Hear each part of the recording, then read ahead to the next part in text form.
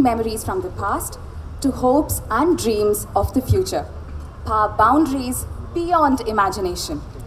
Authors live beyond their stories, poets leave behind a rich legacy of expressions, and these works immortalize them for decades to come.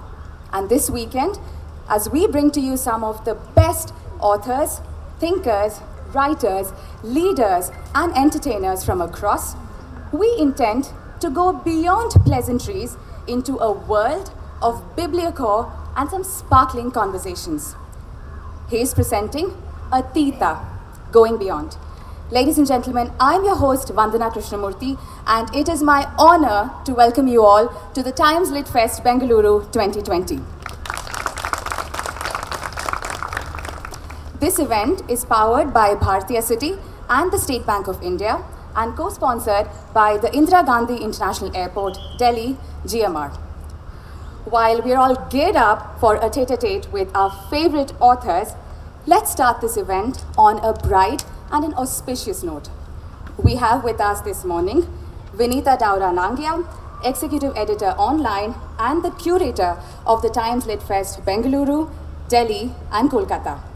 The voice behind the popular weekly column Ozone in the Times of India, Vinita is the founder-director of the world's biggest movement for crowdsourced writing in association with many established authors.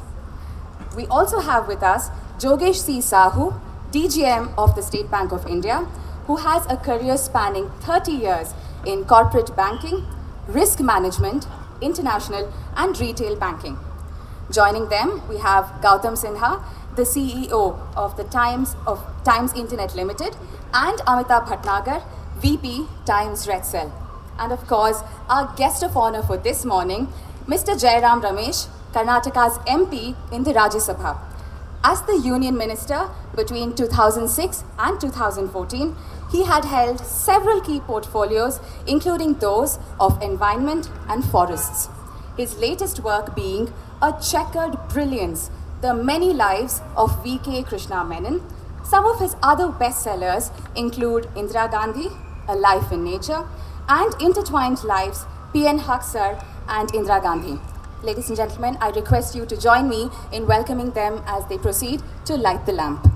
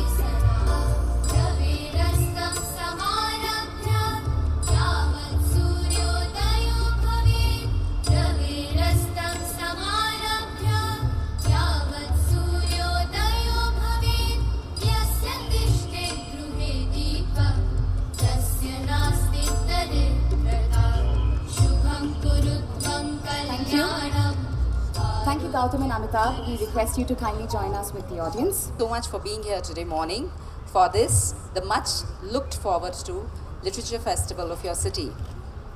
Honorable Member of Parliament, eminent author, environmentalist, and our chief guest today, Shri Jairam Ramesh, Shri J.C. Sahu, DGM Bangalore, State Bank of India, Shri Gautam Sinha, CEO, Times Internet, Amitabh Bhatnagar, Vice President, Response, Sujit John, Business Editor, Times of India. A very warm welcome to the 6th edition of the Times Literature Festival, Bangalore, which has become one of the most celebrated literary events of the city and the country too. The Times Literature Festivals are a hub of literary and political discussions and a ground for exchange of cultural and intellectual ideas, all the time keeping literature and books in mind. Every year, we strive to do a little better and take our festival a notch higher. As a media company, we endeavor to be a reflection of the times, and our literature festivals are an extension of that attempt. It is, in a democracy, nothing matters more than debates, discussions, and the free will of people to express their thoughts. And the Times Literature Festival takes great pride in providing people with a platform to express their views and opinions on burning contemporary and literary issues. Literature enriches us, deepening our understanding of ourselves as humans, of others, and of the world. It explores the dimensions of relationship between man and society. It is also a way of communicating with others about a huge range of ideas and concerns. Every city that we take the festival to is unique. And our festivals try to reflect the spirit of the city as well, lauding its culture and language. As we started the year 2020, brainstorming for ideas and concepts for the Bangalore Literature Festival, we faced the unique challenge of looking for one area of interest or passion for Bengaluru. The problem was there were too many. Not surprisingly, we ended up designing a festival that caters to everyone's interests, and dare I say, we have a few sessions here that can safely be called first of their kind in a literature festival. The theme of the festival this year is Atita, Beyond, literature that reaches beyond the covers of books to touch all aspects of lives and helps us understand, reach out to, and empathize with the world and fellow humans. Thanks to the rich variety that Bangalore has to offer, we were able to design a festival that has a lineup of sessions discussing not just the generic themes of romance, storytelling, mythology, modern relationships, and crime, but also spine-chilling sessions on the science of the paranormal. Inspiring talks by survivors, science fiction, cartooning, political biographies, LGBTQ, literature as dissent, a discussion on the tenacity of our secular fabric, and dialogues on diaspora. William Dalrymple, in 2 sessions spread over 2 days of the festival, will talk about his books, The Anarchy and Forgotten Masters. Devdutt Patnaik will also hold forth in 2 separate sessions on rishis of yoga mythology and life-enhancing secrets from mythology.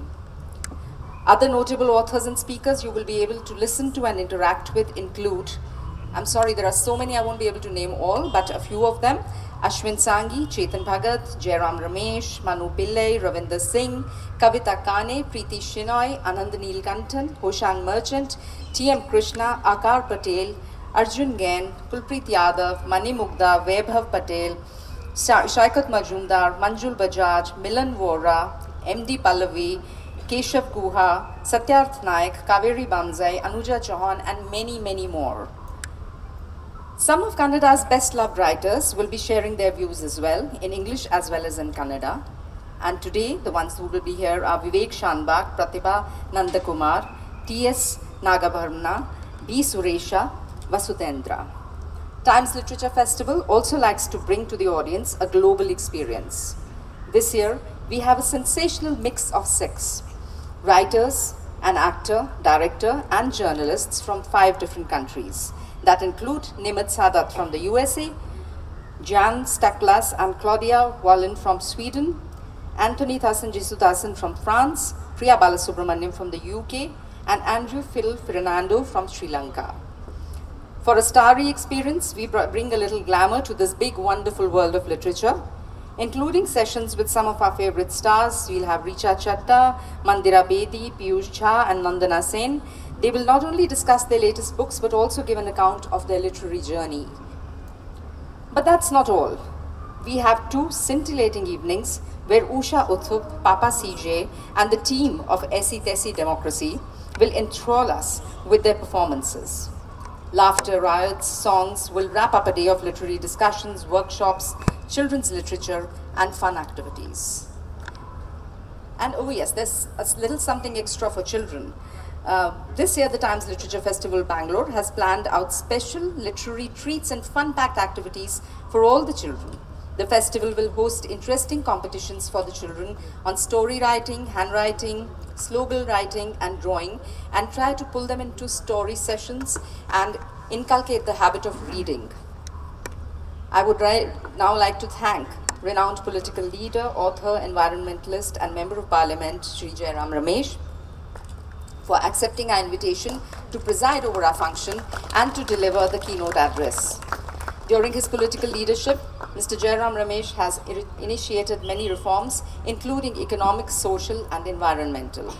As a former Minister for Environment and Forests, Mr. Ramesh was instrumental in introducing much-needed environmental reforms to make the world a safer place.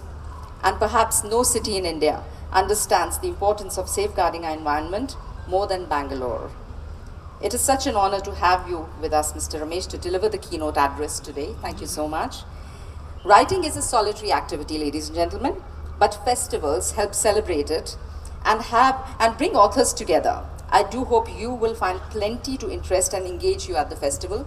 Please try and attend as many sessions, workshops, talks that you can, and make the most of this opportunity that the Times of India brings to you.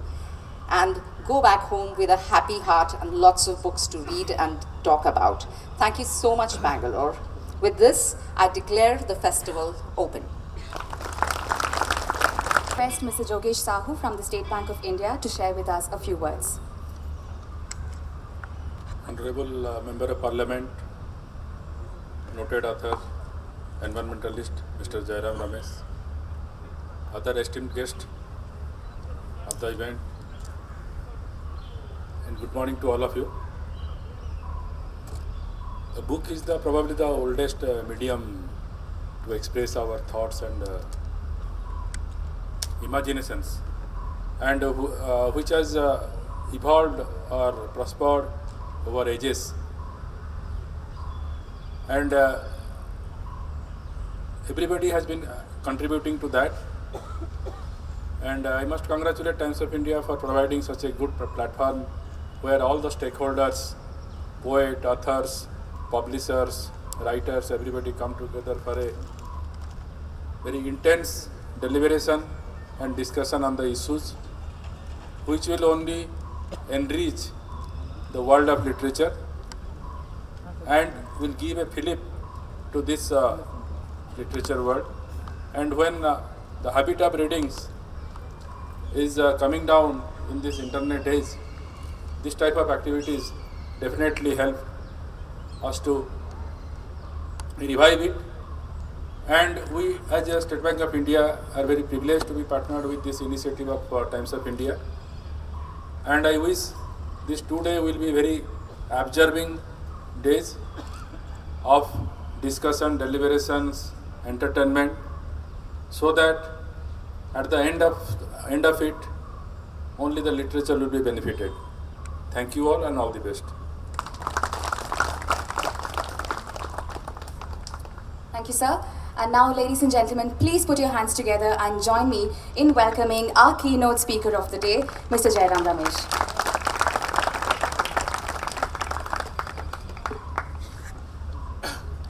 Vinita Nangia, Mr. Sahu, ladies and gentlemen. I'm delighted to be back at the Times Litfest after a gap of 2 years. The months of November to January or February every year are the period of Litfests across the country. There is now a Litfest epidemic in India. And there are about, at last count, 15 cities which host Litfests, largely in English, and there are 5 cities which hold Litfests largely in the vernacular language, in the language of that particular state.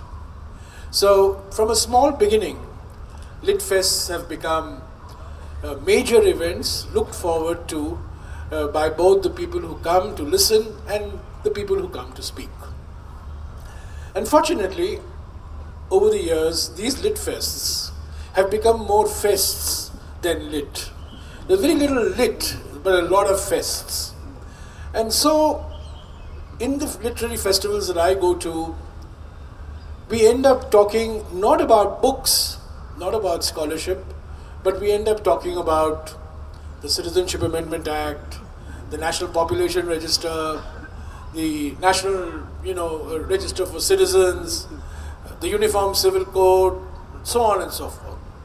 And I think when I saw the schedule for the Times Litfest here, I was pleasantly surprised and in fact quite shocked that every session was revolving around a book. And that's what really a literary festival should be. A literary festival should be about books. It should be about authors speaking about books, and it should be about the audience buying the books, because writer of books cannot survive unless those books are bought. So the idea of a Litfest is it's a marketplace of ideas. It's not a marketplace where literary personalities come and speak of public issues, but it's a place where authors come and showcase what they have written, and the audience participates in that process. So I'm very glad, and I congratulate Vinita for having pulled this coup off, because I can tell you, I can't find any other Litfest which, in my recent memory, which has focused exclusively on books, exclusively on authors, and also made space for the vernacular language, the regional language, because I think there is a danger in this country about equating intellectualism only with the English language. Some of the greatest intellectuals and authors of our country have written in vernacular, regional languages, and I think Litfests would be doing a great service if we can showcase these authors as well.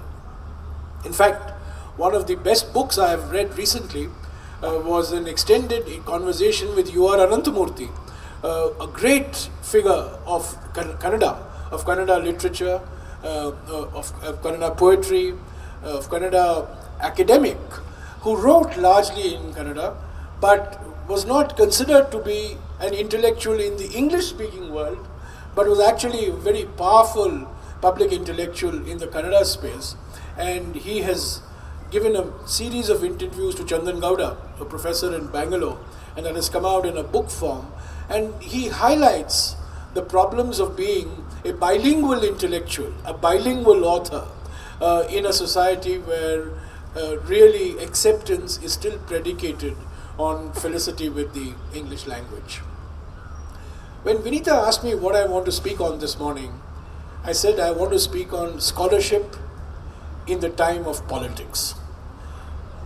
Many of you may have read Gabriel Garcia Marquez's wonderful novel, Love in the Time of Cholera. Scholarship is love, politics is cholera. So scholarship in the time of politics is what I wish to speak to you on today. And I think one of the great tragedies of our time, in this country particularly, is the manner in which the world of scholarship has been contaminated by the virus of politics. Politics is a noble profession. Politics is essential. It's the lubricant for keeping the democratic wheel moving. However, the world of scholarship has to exist independent of the world of politics. And I think there is a great danger that we face as a society if we allow the world of scholarship that exists in our country to be overtaken by political considerations. And let me highlight to you three dangers which I see on the horizon. In fact, they are not on the horizon. They are already with us, and we are living through this intersection of the world of politics and scholarship. First, politics has made scholarship deeply ideological. History writing can never be ideological. History writing has to be history. In fact, the word for history in most Indian languages is itihas. Itihasa means thus it was. Itihasa. This is what happened. Thus it was. But we have forgotten what itihas really means. And today, when we look at history writing, for example, we look at history as right-wing history, left-wing history, we look at it as secular history, we look at it as communal history. I think these are very dangerous appellations we give to the world of scholarship. In the world, in the intellectual world, there is only one yardstick that should count, and that is scholarship. A person's political ideology is secondary. A person's commitment to scholarship is very, very fundamental. There's a recent book that came out on Sir Jadunath Sarkar, one of the great historians of India. But using today's lens, Jadunath Sarkar is condemned as a right-wing historian. Now, I'm not a right-winger by any stretch of imagination. In fact, I belong to the left-wing school of politics. But as somebody interested in Indian history, it's a great tragedy that a figure like Jadunath Sarkar is condemned as a right-wing historian and therefore is not even read. And any mention of Jadunath Sarkar is enough to give apoplectic fits to the so-called liberals of our country. So I think this danger of ideological appellations, whether it is in history, whether it's in economics, whether it is in social science, and increasingly, whether it's even in the natural sciences, I think is doing great disservice to the world of scholarship. And I think we should recognize that there is a fine firewall between politics and scholarship so that we avoid giving ideological appellations, ideological labels based on today's characterizations of people. The second danger of this contamination of scholarship by politics is that scholarship is becoming increasingly judgmental. Scholarship is not becoming, the purpose of scholarship is not to assert, it is to ascertain. But increasingly we are finding historians, economists, scientists, psychologists, authors coming up with what they see as the final word, what they see as the ultimate truth. One of our most ancient Upanishadic sayings is Ekam Sat Vipra Bahuda Vadanti. Truth is one, but people speak it differently. So we have lost this respect and tolerance for diversity. And all of us look for monoculture in our world of scholarship. So if you are a JNU, only left-wing scholars are acceptable. If you are some other institute which has been taken over by the right, only right-wing scholars are acceptable. So institutions then become echo chambers. The converted preaching to the converted. Dialogue, debate, dissent, argumentation, which is the hallmark of Indian civilization, is just getting obliterated. So I think we must recognize that it's very easy to be judgmental, but it's far more difficult to actually excavate how things happen, how things work, and how things should happen, and how things should work. So the job of an author, in my view, particularly in the social sciences, or even in the natural sciences, as I said, is not to assert, but it is to ascertain. That's the work of a true scholar. Third, the danger in this increasing proliferation of politics into the world of scholarship is this world of scholarship is becoming increasingly parochial.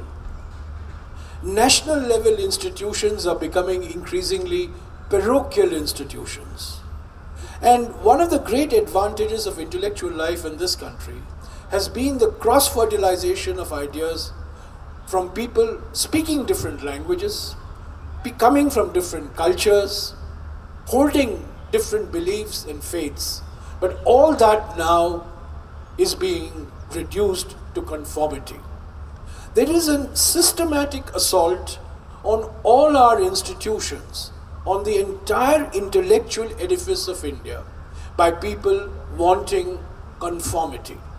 And one form of ideological conformity is now being replaced, or is being sought to be replaced, by another form of ideological conformity. Both conformities, in my view, are detrimental to the world of scholarship. So I think literary festivals play a very important role in bringing people of different persuasions together to debate on what they have produced in the form of books, fiction or non-fiction.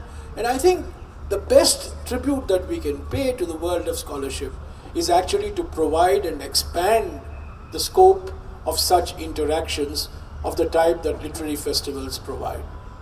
I don't want to say more on the subject except to conclude by saying that India has always been an open society. We have always not only respected diversity, but we have celebrated diversity. In fact, our motto, the founding motto of the Indian nation is unity in diversity.